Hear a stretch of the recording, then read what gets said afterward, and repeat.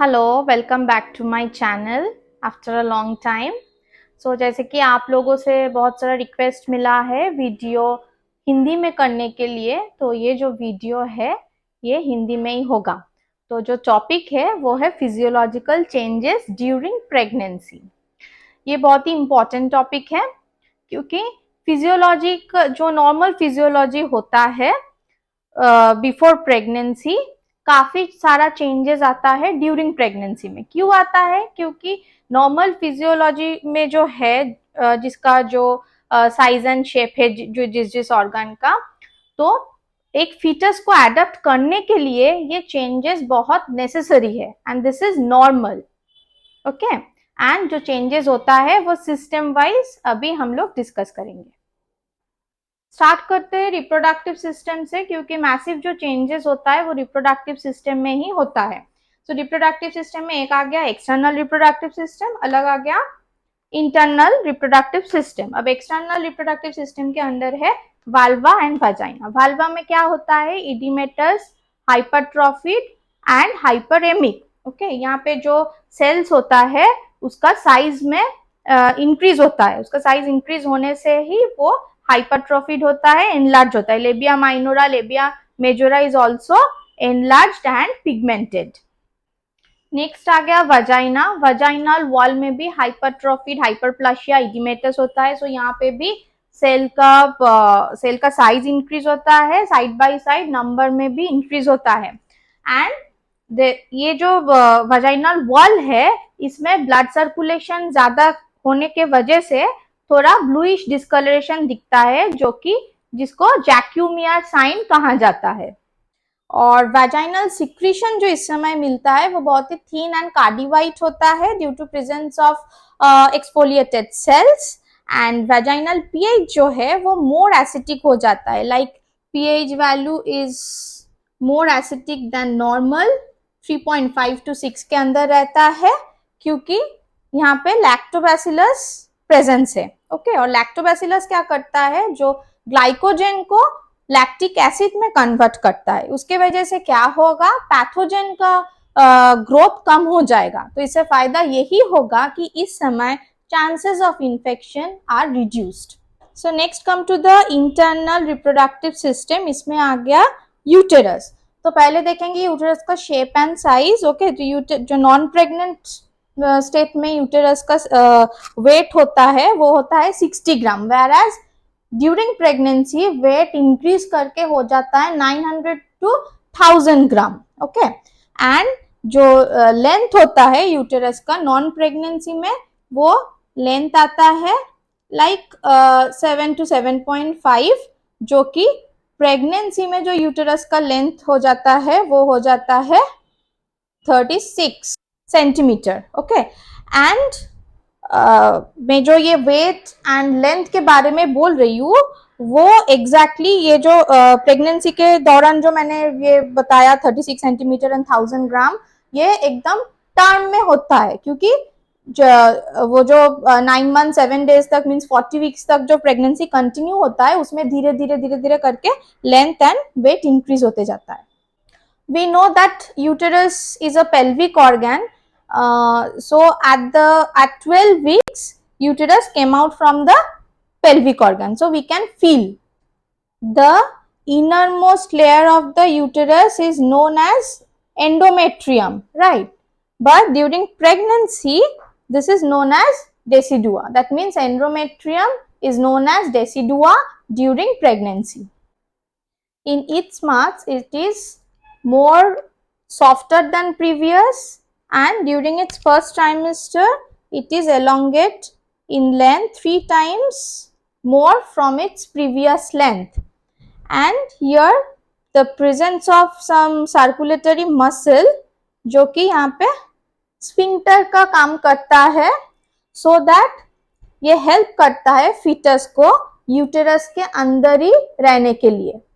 Cervix is more softer than previous, so इसको कहते हैं हम गुडल साइन। ओके, और जैसे कि सर्विक्स सॉफ्ट भी होता है, यहाँ पे इतना सारा म्यूकस ग्लैंड्स प्रेजेंट है जो कि एनलार्ज होता है, उसकी वजह से जो होता है यहाँ पे कुछ म्यूकस प्लाक क्रिएट होता है। ठीक है, ये म्यूकस प्लाक क्या हेल्प करता है, ये इन्फेक्शन से बचाता है, ठीक है। So prevent infection and after pregnancy, after completion of pregnancy, during labour ये म्यूकस प्लग अपने आप एक्सपेल आउट हो जाता है।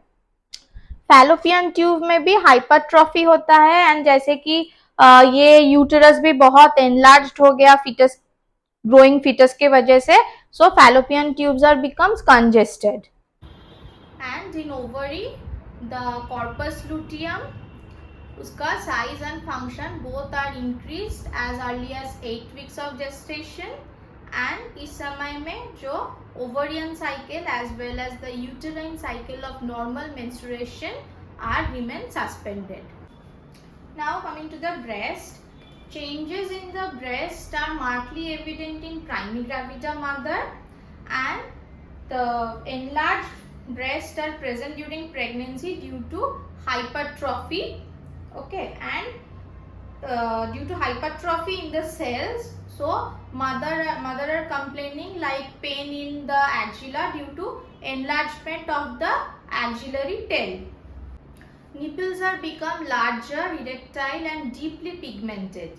और यहाँ पे क्या होता है, जो एरियोला है वहाँ पे सीवेसियस ग्लैंड्स प्रेजेंट रहता है, लाइक 5 to 15 इन नंबर, जो कि नॉन प्रेग्नेंट स्टेट में इनविजिबल रहता है, वो प्रेगनेंसी के दौरान मार्कली पिगमेंटेड हो जाता है, लार्ज हो जाता है, तो उसको कहते हैं मॉन्टेगोमरीज ट्यूबरकल।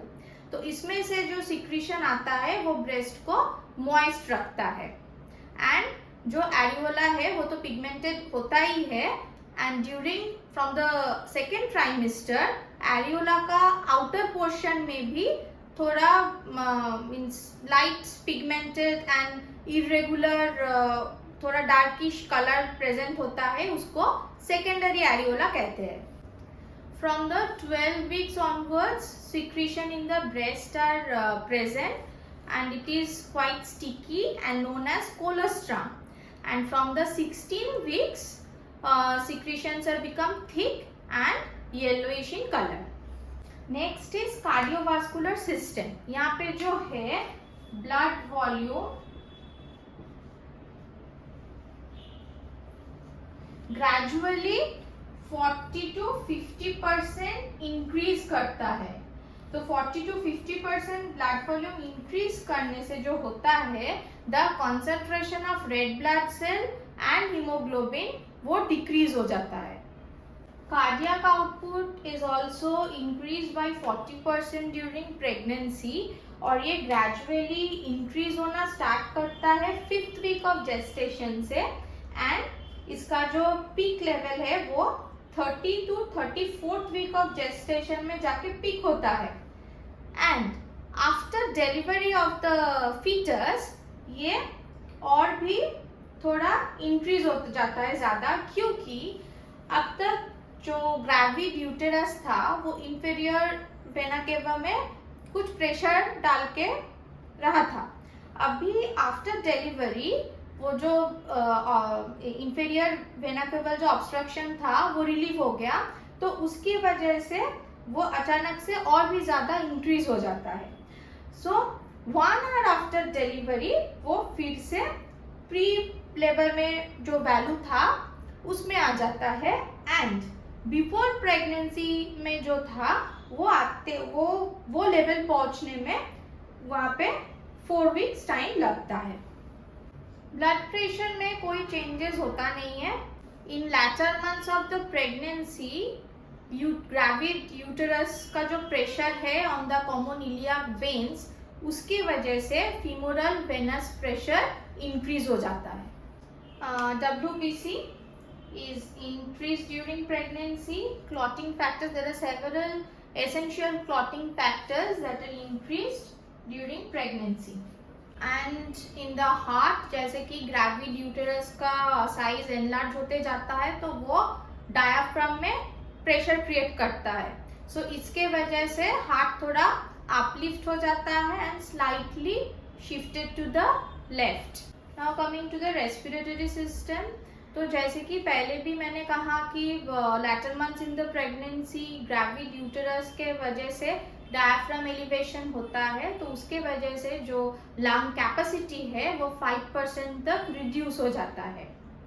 और इस समय जो मतलब प्रेगनेंसी को कहा जाता है state of hyper ventilation, and जो म्यूकोजा है नेजोफेरिंग्स में वो हाइपरेमिक एंड इडिमेटस होता है, तो उसके वजह से स्टफी नोज होता है।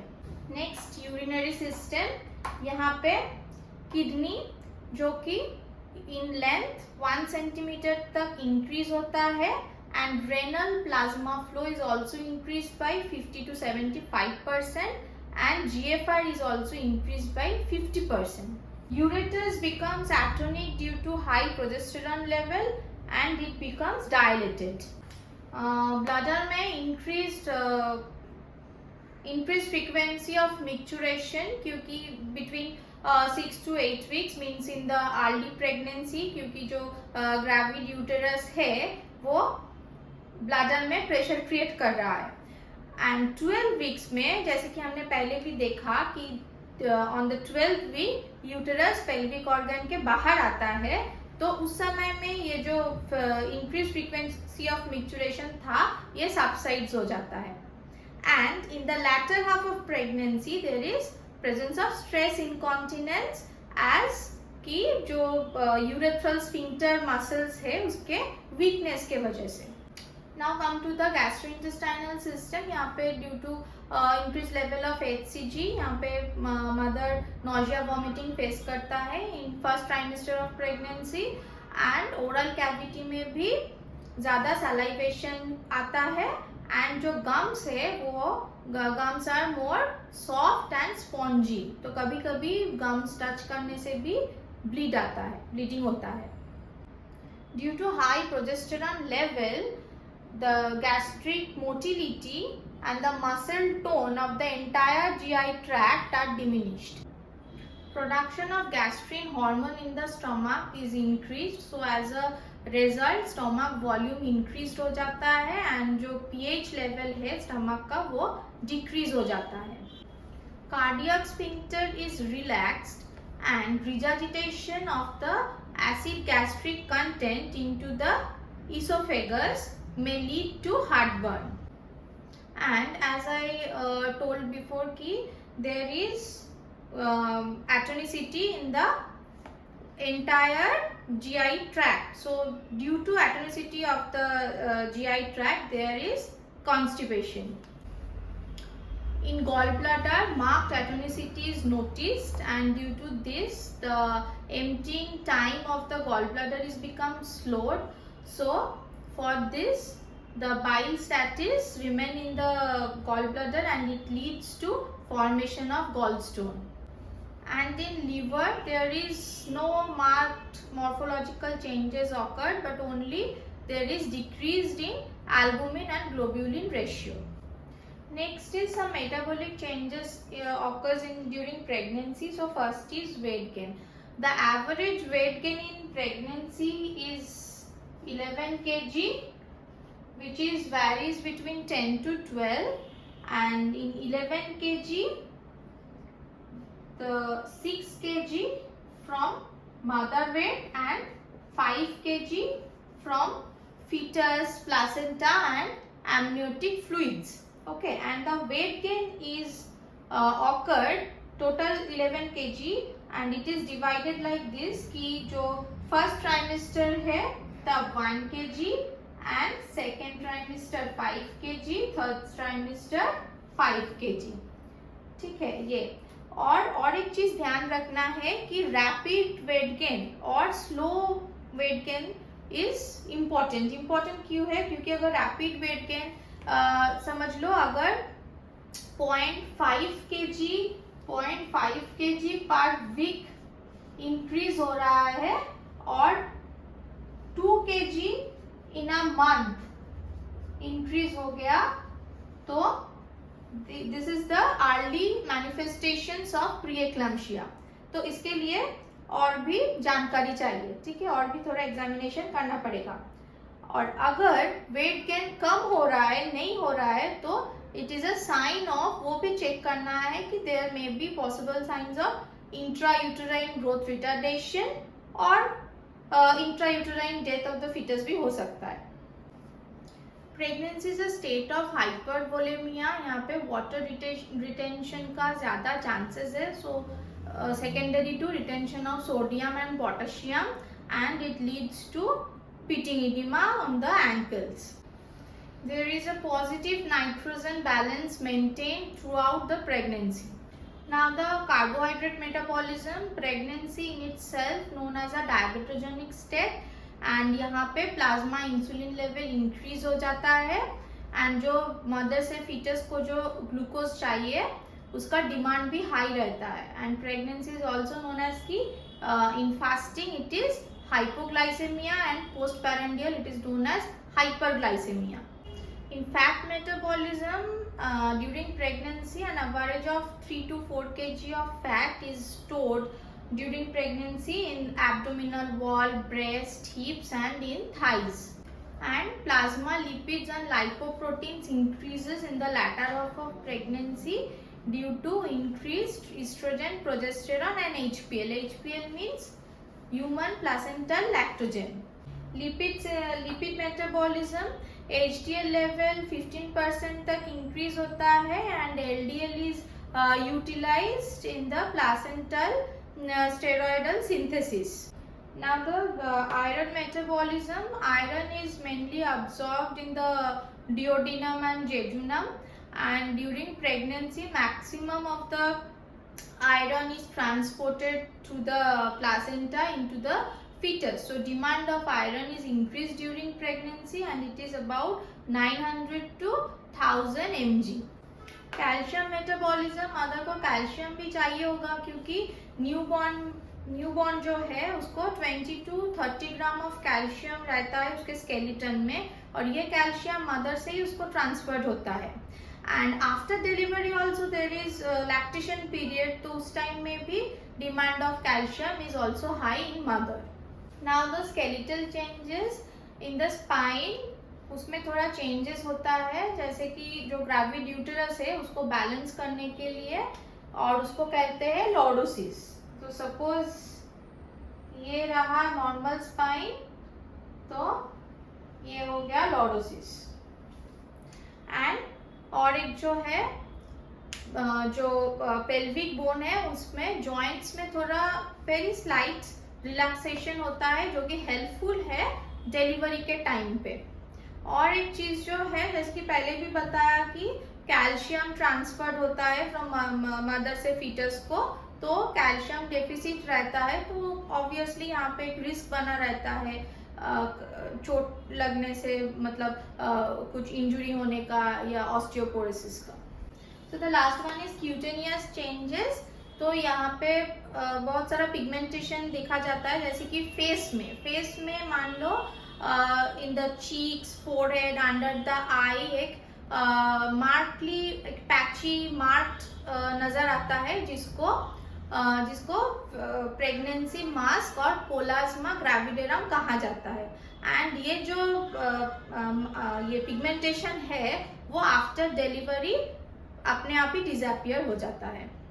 And next is in the breast, जैसे कि पहले बताया वहाँ पे जो सेकेंडरी एरियोला का चेंजेस होता है वही। और नेक्स्ट है एब्डोमेन। एब्डोमेन के मिडिल में like from the xiphisternum to the symphysis pubis एक ब्लैकिश ब्राउन कलर का लाइन दिखता है जो कि कहा जाता है linea Niagara.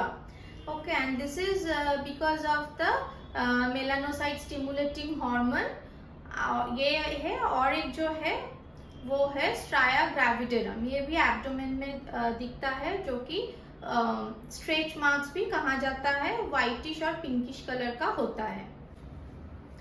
Thank you everyone, आज का इतना ही था।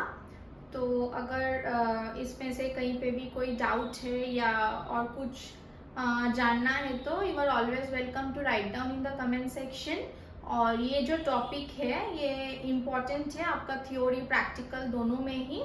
थियोरी में ये पूरा तो नहीं आता है लेकिन किसी like reproductive changes short notes 5 marks का, ऐसा करके छोटा छोटा क्वेश्चंस आता रहता है। एंड प्रैक्टिकल में भी ये नॉलेज रखना बहुत ज़रूरी है, क्योंकि आप लोग जब एंटीनेटल असेसमेंट करेंगे उसमें ये बहुत ज़रूरी है। अगर ये चेंजेस नहीं मालूम है तो आप लोग ठीक ठाक से असेस नहीं कर पाएंगे। So thank you so much, और नेक्स्ट वीडियो के लिए जुड़े रहिए। Thank you.